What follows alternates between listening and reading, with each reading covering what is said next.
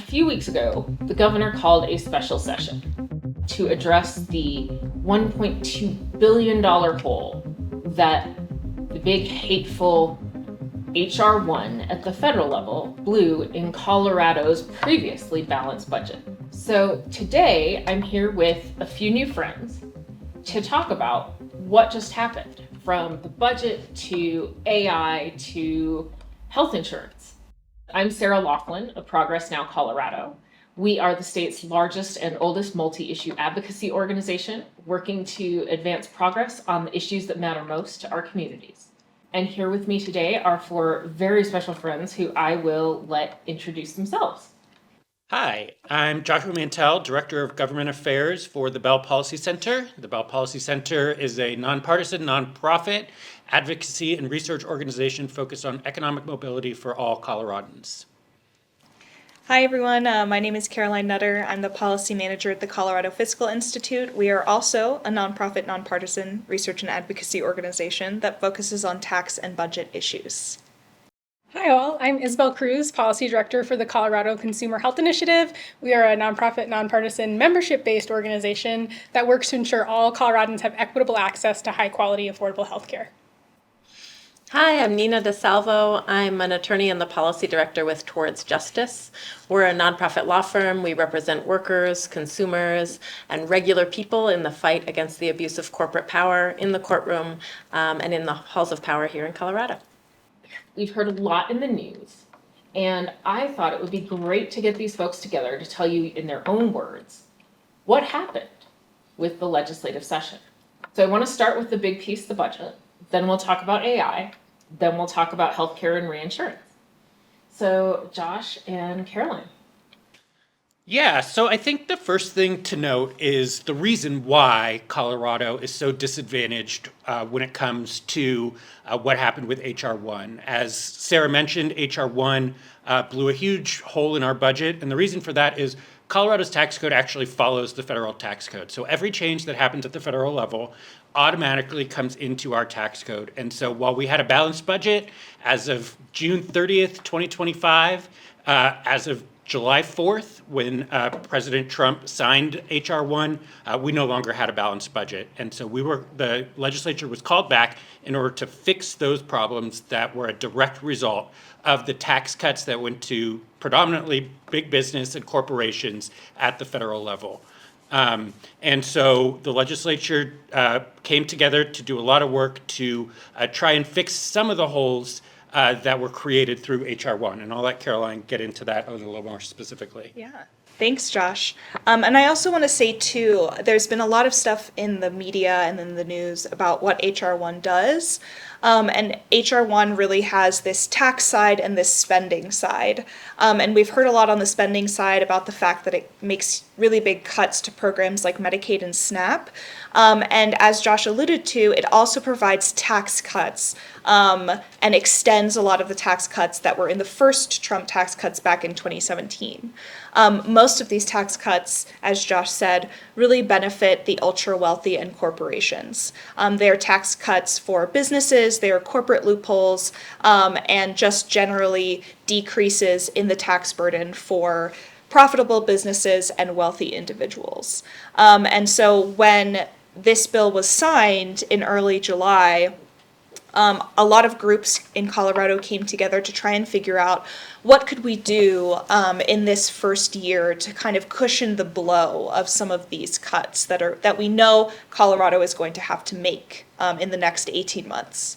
And we looked through our own tax code here in Colorado to figure out what kinds of tax policies are not working for ordinary people and not working for our budget. And we put together that list and passed 4 of those policies at the special session last week. So the policies really are directly responsive to the needs of Colorado. So we closed, Colorado legislators and the Democrats closed a loophole that was set to expire here in Colorado called qualified business income, where any business that was making over $500,000 for single filers or over $1 million for joint filers we're going to get a tax cut as of next year. And the Democrats said that that was not okay. If the choice is between cutting Medicaid and giving big business a tax cut, we're gonna make sure that Medicaid is saved and that we don't have to cut more on that. We closed a loophole that insurance companies were using that was supposed to incentivize them to bring jobs to Colorado. It was not working, and companies had not increased their insurance jobs here in Colorado. They actually cut jobs here. They actually cut jobs here in Colorado, even with this loophole in place. And so the majority in the legislature closed that to save Colorado some money in the long run. And then there was a corporate loophole where basically if you had any business in the United States, you could get a tax cut here in Colorado. Even if you weren't headquartered in Colorado, even if you weren't doing business in Colorado, you could still get a Colorado tax cut.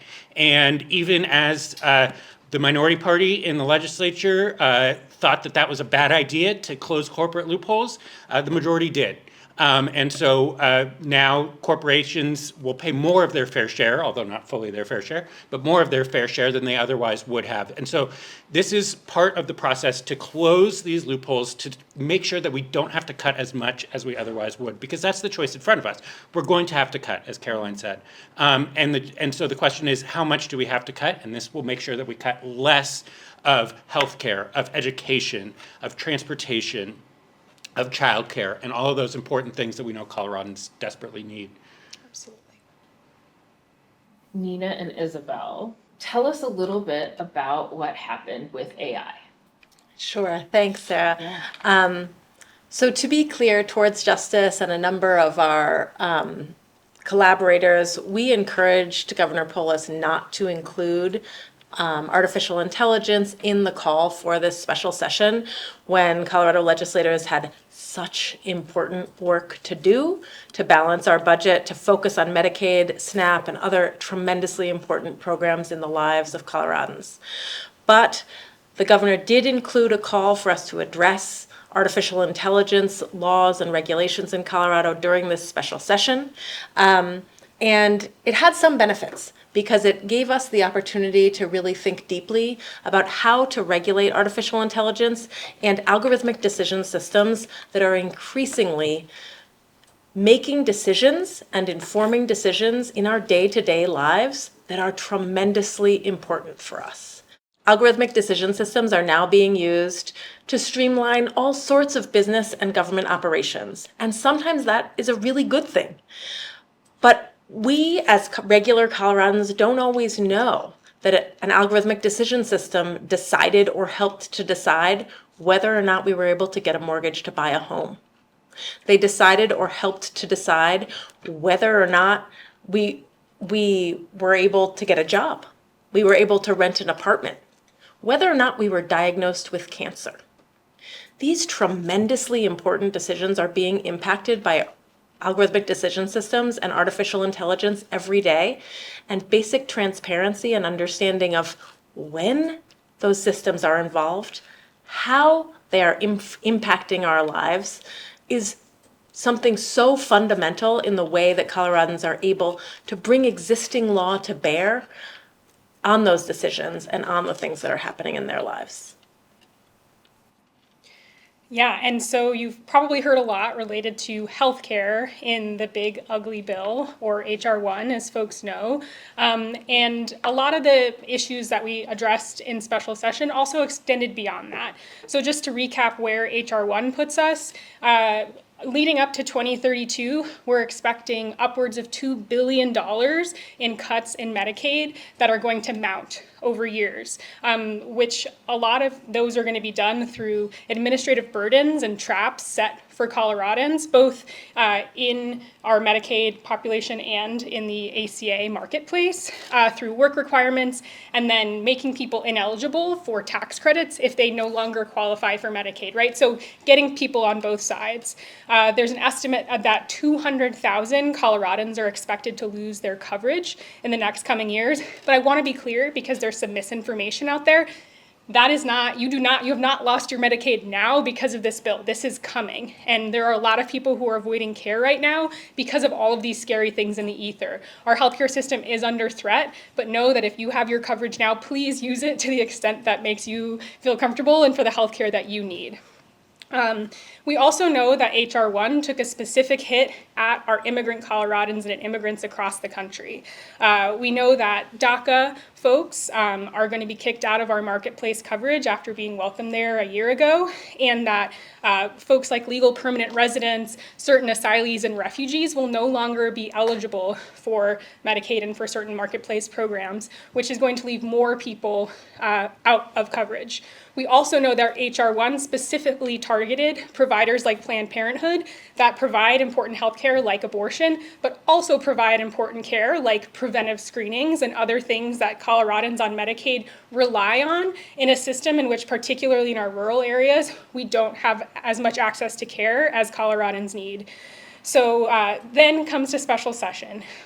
In the regular session, there were attempts to address something that we knew was coming, which is the failure to extend enhanced premium tax credits for folks who are purchasing insurance through our ACA marketplace.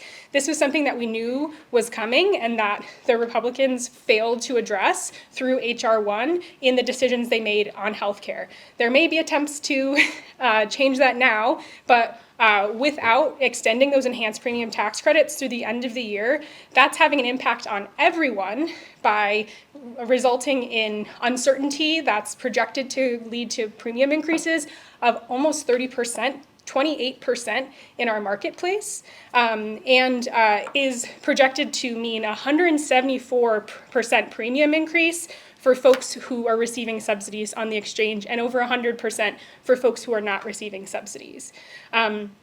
So all of this is projected to mean that 100,000 Coloradans within the next couple of months come open enrollment are not going to have health insurance come 2026.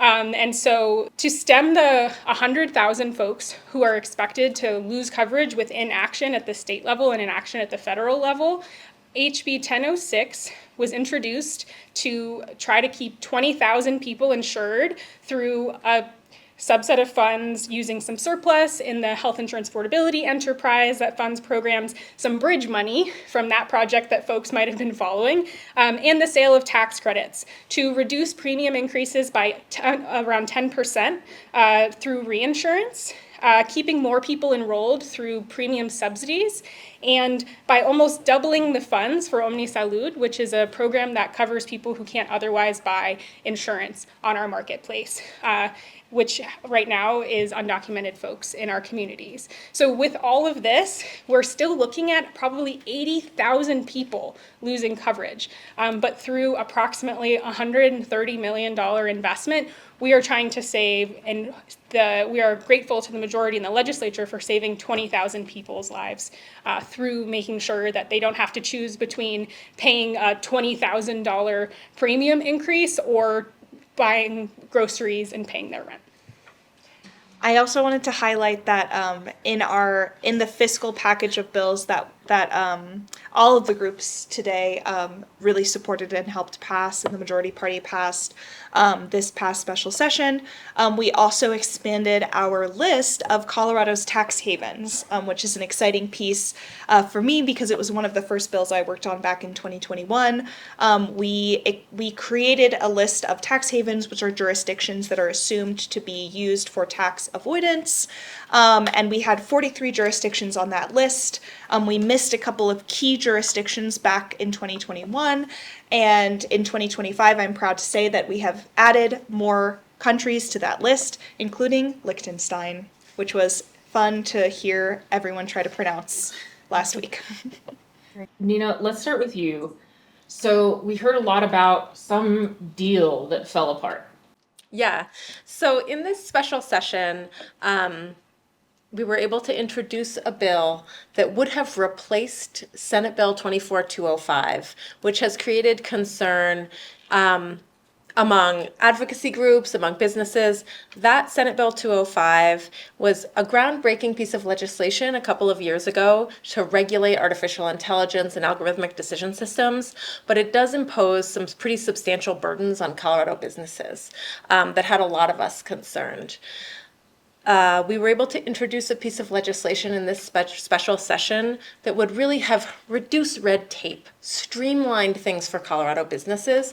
The other key piece of the legislation introduced in this special session was that it would have prevented big tech from externalizing all of the costs of the algorithmic decision systems that it's selling to Coloradans.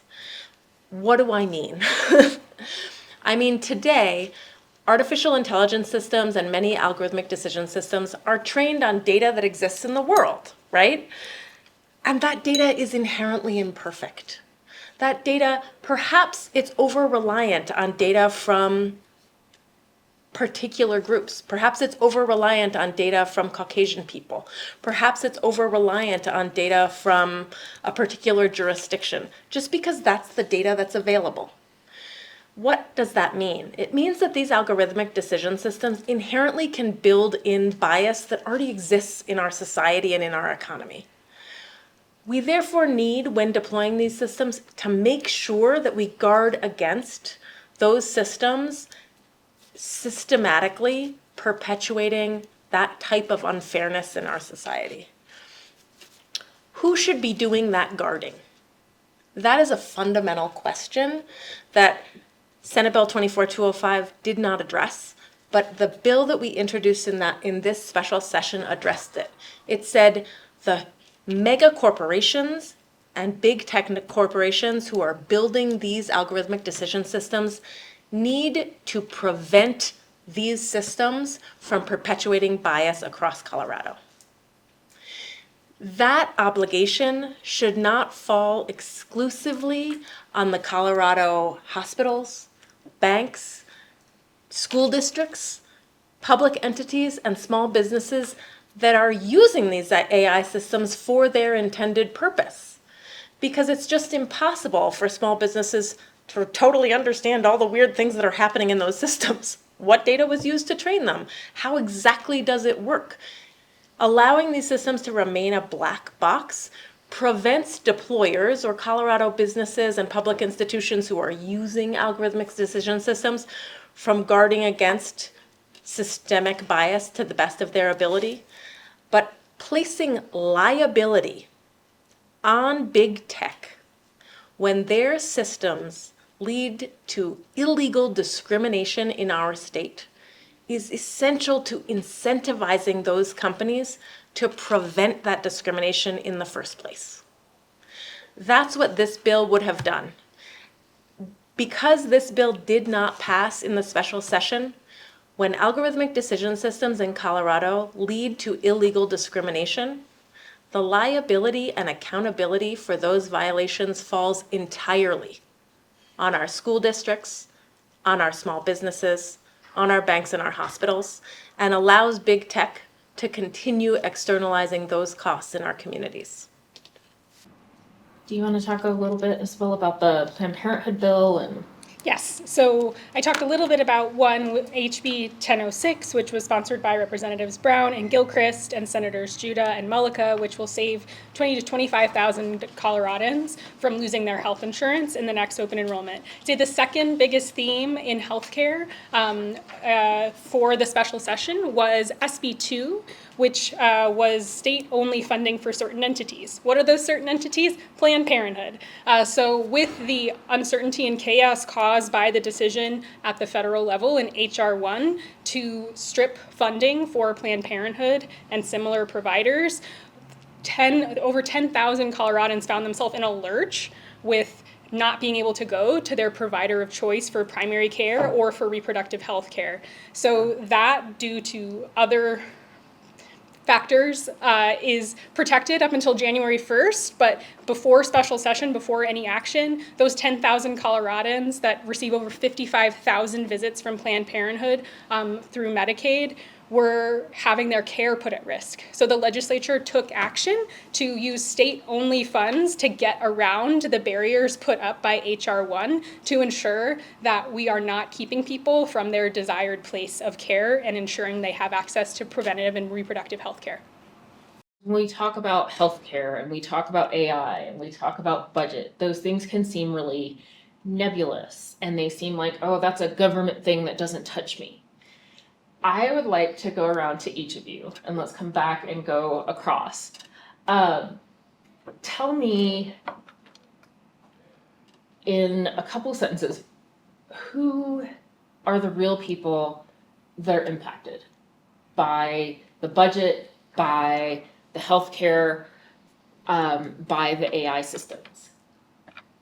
So I think what's important when we talk about the budget is not the dollars and cents that go into the budget, but what that means and who they do impact. And so when we're talking about closing tax loopholes and increasing revenue, what we're really meaning is that we are able to spend more money in order to support communities throughout our state. And that means being able to bring down healthcare costs by investing in healthcare system. That means reducing class sizes and increasing teacher pay because we can actually have the money to pay for education funding. That means filling the potholes on your street because we have the money to be able to invest in our roads and our bridges and our transit systems. And those are the types of things that are actually what matters, but we can't do that when we don't have the revenue. And if we don't have the revenue, that means that we have to cut the programs that people depend on to be able to balance our own budget. And so by getting rid of these corporate tax loopholes, we are able to bring money into the system to be able to support our investments in these critical programs for every Coloradan. Yeah, I think about this sort of in a twofold way. I think about taxpayers and I think about people who are using government services. And whether or not you support all the types of government services that Colorado provides, you use them every day. When you drive on a paved road, if you send your kids to public school, if you walk on a sidewalk. And I think that this special session and the package of fiscal bills that were passed, it both makes our tax code look less like a piece of Swiss cheese where there's all these holes in it that if you have a good enough tax lawyer, you can figure out how to, avoid paying your fair share. And then also, like Josh said, it supports the people that are using government services every day. All of us, everyone who lives in this state. And I think that, there was a lot brought up this special session about our funding and how we really benefit from the tax dollars that go to these various places like K through 12 education and healthcare. Coloradans pay $800 more on average per year for car maintenance because our roads and our bridges and our infrastructure is not funded as well as it should be. And just last year, we had to put a pause on transportation funding because of some of the fiscal restrictions that we have in this state, like the Taxpayers' Bill of Rights or TABOR. And with this fiscal package, we are able to send the $57 million that we were not able to send last year to the Highway Users Tax Fund, or the fund that where most of our transportation funding comes from. So it's people that are using sort of the less visible parts of our budget and the more visible parts of our budget, like we're being able to reduce healthcare costs, being able to have smaller class sizes, not having 4-day school weeks, which the majority of our school districts have. And then also on this taxpayer side, we were able to, through this fiscal package, achieve a little bit more parity between small businesses that are filing their taxes and these giant corporations that are filing their taxes.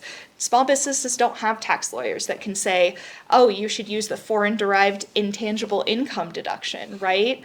And so I think that the more that we close these corporate loopholes, the more sustainable and adequate our revenue is for the budget priorities that we elect our representatives to choose. Can I digress for just a second? Is the foreign intangible Income, is that a thing? Oh yes, that's one of the that is one of the loopholes that we were able to close this session, which Josh alluded to. The foreign derived intangible income deduction is a federal deduction, but we take it here in Colorado as well because, like Josh said, we kind of copy the federal tax code. We have something called rolling conformity, and that means that when the federal government opens a new tax break for corporations, we copy that directly into our tax code as well. And that was one of the loopholes that was opened in 2017 and extended with HR 1, that we were able to decouple from our tax code or take apart from our tax code and closed here in Colorado. Yeah, I'll talk about this in three parts. Speaking to HB 1006 on our health insurance affordability enterprise, Connect for Health Colorado gave a really poignant example of how this has a real impact on Coloradans. So if you live in Larimer County, maybe Fort Collins, and you are a couple in your 60s and you're purchasing subsidized insurance at the exchange, you make about $82,000 a year. You're just over 400% of the federal poverty level, which is not that much money if you think about what all of the rest of our lives cost, right? So currently, these two people would be paying around $186 a month for health insurance coverage, which is already kind of expensive. With the expiration of the enhanced premium tax credits, these folks would be looking at paying $1,600 a month for that same coverage, a 780% increase, which amounts to $20,000 in a year, which, if you do the math, is about a quarter of these folks' income pre-tax. So these are some pretty substantial choices that people are going to have to make without any action. And what we did at the state level will help stem the tide of what this pain is going to look like. But there's still going to be pain because of how our federal government has decided to prioritize our dollars. Then speaking to OmniSalud, so currently those spots are for people who are at 100 to 150% of the federal poverty level, are 0 to 150%. Those are folks who should probably be on Medicaid if immigrants were not held off of Medicaid, right? So currently 12,000 people have that coverage. In the current straits without any action, fewer than 3,000 people were going to have this. So what we were looking at for this open enrollment was 12,000 people, plus all the folks who are already not making it into that system, logging onto a website and praying that they were going to be able to keep their coverage for that next year, to continue their cancer treatment, to continue getting care for their kids. And this will make it so that fewer people are nervous about losing their coverage, but still people who made it through that 12,000 spots are going to be losing their coverage. And then finally, for Planned Parenthood, in the hearing, there was a single mom who was speaking about how she was in the middle of a medication abortion with Planned Parenthood when HR 1 took effect. And that ended up with her having to go to the emergency room when she ended up having some complications because she wasn't able to get that care. This is life-threatening, what is happening at the federal level and what is happening because we don't have the funds necessary in our budget due to the Taxpayer Bill of Rights and other structural issues related to why we can't fund healthcare for Colorado. So I talked a little bit about the dramatic impact that algorithmic decision systems have on consequential decisions in our day-to-day lives. But what I don't think I actually addressed, Sarah, was your question about the deal. Yeah. During this special session, Senator Rodriguez introduced a bill in the Colorado State Senate that we called the Colorado AI Sunshine Act. That bill would have placed liability for illegal discrimination that was caused by algorithmic decision systems on the big tech developers of those systems to the extent they were responsible for the illegal discrimination. As I mentioned, under current law, big tech and the builders of these algorithmic decision systems generally, in most circumstances, can't be held accountable for illegal discrimination. That bill faced substantial opposition at first. But during the special session, labor advocacy groups, consumer rights groups, and others, including Towards Justice, we were able to come together. with representatives of certain venture capitalists, representatives of certain Colorado businesses, Colorado banks, Colorado hospitals, realtors, Colorado businesses who are deploying algorithmic intelligence or algorithmic decision systems to reach an agreement that would have slightly narrowed some of the disclosure obligations in the Colorado AI Sunshine Act, but would have retained that fundamental piece of ensuring that big tech takes accountability for the systems that it makes. Very quickly, we saw a lot of lobbying activity at the state capitol from big tech, which would far prefer to continue making money off these systems and be, while remaining unconcerned about the impacts on our lives. Ultimately, what we've done is extend the deadline for implementation of Colorado's existing laws, which was Senate Bill 24205, existing law regulating algorithmic decision systems until next June, to give us next year's regular session in Colorado, give us that time to continue working towards a mechanism for regulating algorithmic decision systems in our states that is fair. I think it will also give us additional time to really educate Colorado businesses on how important it is to protect them from what is currently their sole liability for unfair discrimination when algorithmic decision systems create problems. One example that I personally took to heart was, imagine a hiring system, an algorithmic decision, that the deployer of that system, they're just trying to sort through 5,000 resumes, right? They may not totally understand how it's working. But say there's something in that code that says, if you put 2 spaces after a period, you're probably an oldster. I feel this because I often still put 2 spaces after a period. But what if they screened out my resume because of that? What if that disproportionately affects people over 40 who are a protected class under our civil rights law? Should the liability for that illegal discrimination fall entirely on the person who's just trying to sort through a bunch of resumes? Or should we hold big tech accountable? I clearly have my opinions. And I'm hopeful that in next year's regular session, we will be able to address some of that behavior. So 2 more questions and then we'll wrap. Who were, from each of your perspectives, the champions of the session?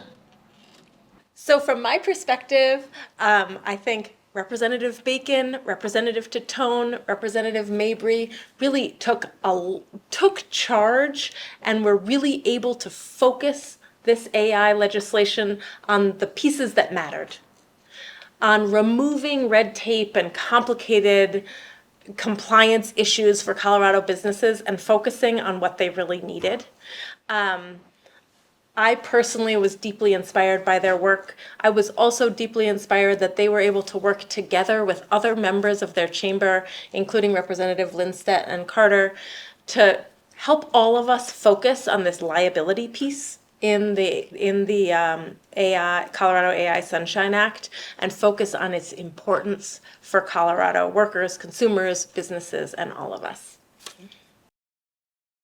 Yeah, I think that I want to shout out all the sponsors of 1006 that really worked hard to find funding between the couch cushions and through creativity to help stem this gap and make time for a longer term solution. So Representatives Brown and Representative Gilchrist, and also Speaker McCluskey, who wasn't on the bill in the end, but did a lot of work to bring folks along on this, as well as Senators Judah and Senator Mullica and Senator Roberts, who had stepped off of the bill, but again was really pivotal in bringing this to the table. I also want to shout out Senator Gonzalez, who, although she was not on the bill, I think really took a stand for our most vulnerable Coloradans and people who some members of the caucus feel tentative about standing for, and those are our immigrant neighbors. And so always want to shout out her work across all issues in pushing values forward that are essential to all of us.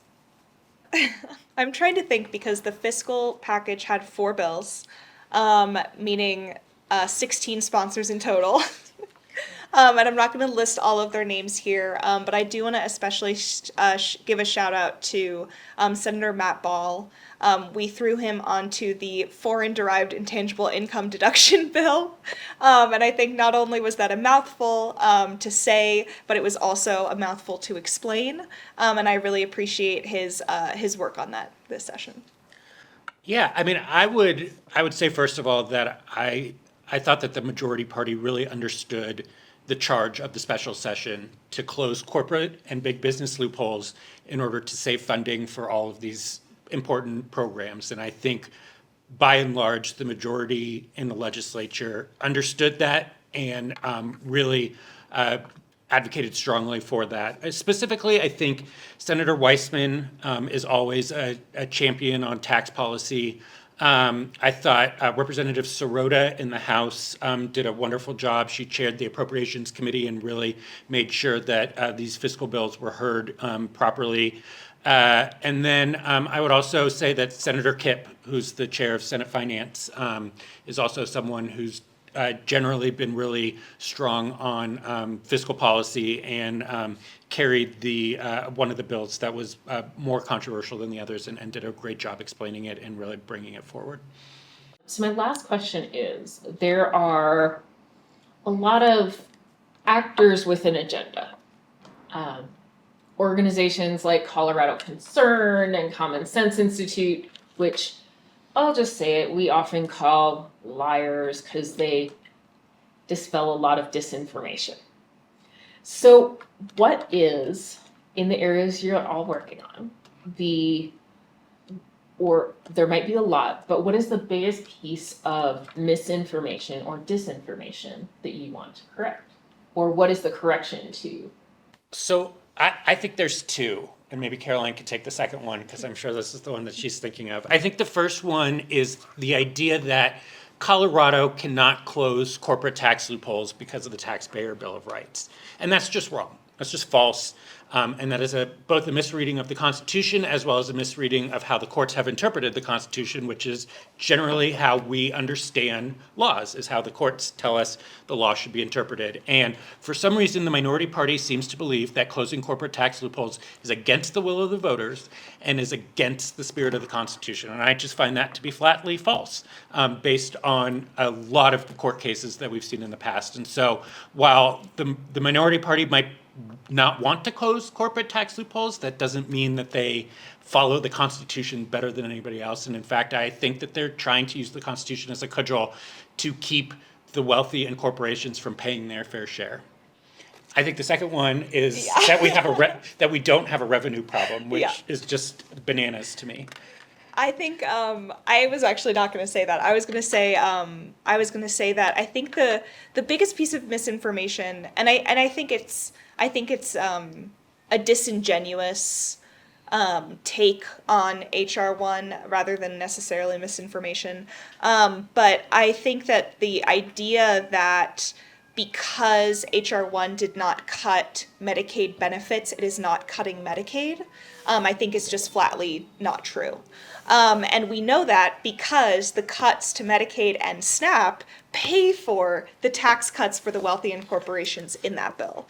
There is a reason why the Medicaid and SNAP policies in HR1 raised revenue, and it's because they are expected to kick people off of those programs. And so by making those programs less accessible to people and kicking people off earlier because of various eligibility issues in the policies, we are going to cut funding to those programs because fewer people will be on them.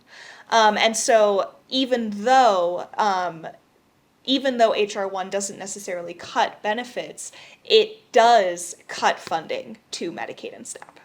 Then can I go back and talk about the revenue problem?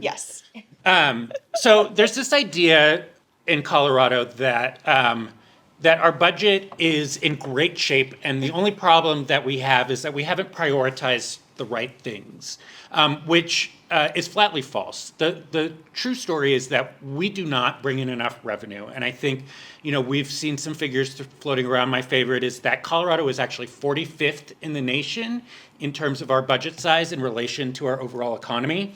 And I think that just shows that we are not adequately funding the things that Coloradans desperately want us to fund. There was a report last year from some independent experts that showed that we are $3 to $4 billion below adequacy in our K through 12 education system. Our child care assistance program is actually frozen because we do not have enough money to actually put in for people to be accepted into child care facilities, which means people aren't going to work because it's less expensive to stay home with their kids than it is to actually get a job and pay for child care in our state. And so what the problem really is we're not asking the wealthiest and corporations and big businesses in our state to pay their fair share in taxes. And so as a result, we ask our lower and middle income families to pay more and more, and that's just not fair. And so what we need to do is really rethink our tax code in order to ensure that we are getting enough revenue in order to fund the basic things, public education, healthcare, childcare, basic priorities for our families here in Colorado. And so I wish people would be less disingenuous, to use Caroline's word, about this, and understand that we have a revenue problem in our state and we can't prioritize our way out of it. And if folks think that we can, I would love to hear what they would want to cut, because we cannot cut anymore without harming essential services for people here in our state. And if you don't know, Colorado has a flat tax, which Josh alluded to here, where regardless of how much money you make, whether you're a billionaire or whether you're an ordinary person, you pay the same tax rate here in Colorado. And that's something that I think when I talk to my friends about that, they're very surprised, because we are a progressive state in a lot of ways, but our tax policy is not progressive here in Colorado. And so I agree that I think that it's time to ask corporations and the wealthiest to pay a higher tax rate and pay their fair share. Yes, I think what is paying your fair share is probably a theme through all of our issue areas and through all of our discourse right now. I think there are two myths or areas of misinformation that really came up this session and that come up a lot in thinking about how to fix our healthcare system. So one, something I heard in a bunch of the bills that were brought forward to try to strip access to health insurance coverage for immigrants is that we need to somehow pay for our own first before we can extend our coffers to other people in our community. And that is just flat out false for two reasons. One, it supposes that the benefits that we're giving to our immigrant neighbors as a state are somehow larger than what you have access to as somebody who was born here, somebody who was a citizen. And that's just false, right? Access to health insurance, access to a lot of public programs is harder for our immigrant neighbors, and we spend less money on them, right? We know that a lot of folks get less back in terms of services than they're putting in taxes. So that's one piece, and that we know also that providing coverage for our immigrant neighbors helps all of us, because it helps people get access to lower cost, higher quality care, preventive care at the right place and the right time, rather than pushing up costs in the emergency room and through care that our providers don't get paid for. And so putting money up front for all of us to be covered and getting to a point where everybody has access to healthcare is better for everyone. That's how insurance works. It's risk management, right? Which leads to the second thing. A lot of the times in the legislature, and when I'm talking to folks who talking about health insurance, somehow there's this idea that when we're paying for health insurance that we're like giving a check to somebody. I don't know if you have ever gotten a check for health insurance. It's something you pay for, right? It's something that's covered. That money goes to providers. That money goes through our healthcare system, right? And so when we're thinking about needing to make investments in our healthcare system, we need to really think about what insurance is and how we pay for our healthcare system and why healthcare is so expensive. We know the two biggest drivers are pharmaceutical costs and hospital costs, and everybody is going to have to start paying their fair share or start taking their fair share of haircuts in order for us to make real change in our healthcare system to make it more affordable and accessible for everybody. Thanks. So again, the AI conversation, this special session, felt very divorced from this incredibly important work. But the myths that I think led to confusion in that conversation were really first that the interests of regular people, of workers, and of consumers are somehow inherently not aligned with the interests of Colorado businesses. I think that is often not the case. The interests of workers and of business can be aligned. And I think this bill, the Colorado AI Sunshine Act, was an incredibly important example of how regular people, small business, public institutions, Colorado businesses can come together and have all of their interests be aligned. What happened with the Colorado AI Sunshine Act was really based on the other myth, and that is that business interests are a monolith. That is not true. The interests of Colorado businesses were diverged from the interests of big tech when we talk about the liability provisions in the Colorado AI Sunshine Act. And what we saw in our state capitol is that the interests of big tech won the day and won a delay in implementation of any regulation of these algorithmic decision systems. That does give us time to keep working, but to understand the differences and the way that the interests of Colorado businesses diverge from the interests of big tech in this space is going to be something we really have to work on as we go into the regular session next year. As we said, HR1 blew a $1.2 billion hole in Colorado's budget. And one of the things that was part of HR1 was AI and an attempt to impose a 10-year moratorium on all state regulation of AI. So these things they all kind of come together in this big hateful budget bill. And I don't know about you all, but I see something new every day that convinces me further that HR1, that things happening federally are pretty darn hateful. All of that said, Colorado is generally a beacon of light for the rest of the country. And I would like, in closing, tell me what your key takeaway was from the session. Mine is going to be that we have a lot more work to do. Just to build on that, we're going to be seeing some cuts coming to our budget in order to continue the work to balance the budget. And I think I'm very fearful that these cuts will be impactful for everybody across our state, whether it's increased healthcare premiums, whether it's reduced funding for classrooms. And I think, but what gives me a little bit of hope coming next is that I think there is an appetite for real reform and real changes in our state. And that means making, as I've said many times before, making sure that the wealthy and big corporations are paying their fair share through increased tax rates on the wealthy. And we can even do that while giving normal working class people a break through reduced taxes for everyday working Coloradans. And so I'm hopeful that that this experience is giving an understanding to the dire situations that we may find ourselves in over the next several years, given the cuts that will be coming down the line. And so my takeaway is that I think there's an appetite across our state, within our elected representatives and the voters of our state, to really rethink how we do taxes here in our state and make real investments in our communities that will benefit all of us. Yeah, I think mine is kind of similar. That I think my big takeaway from this session is that every dollar in our tax code has to work really, really hard. And that's because we have a revenue problem. It's because of HR1. And it just means that in all the spending that we do through our tax code, whether it's through a tax deduction or a credit or an exemption, we have to make sure that those dollars have an extremely high return on investment, and that we cannot be choosing tax breaks that don't have a high return on investment over things like K through 12 education, roads, other infrastructure. So just making sure our tax dollars are working as hard as the families that they're serving, I think is my biggest takeaway from this session.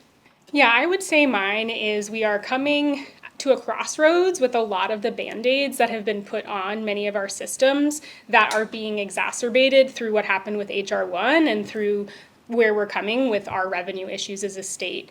And so my takeaway with hope is that I think that there is a lot of energy, honestly in a nonpartisan way, to try to fix systemic problems.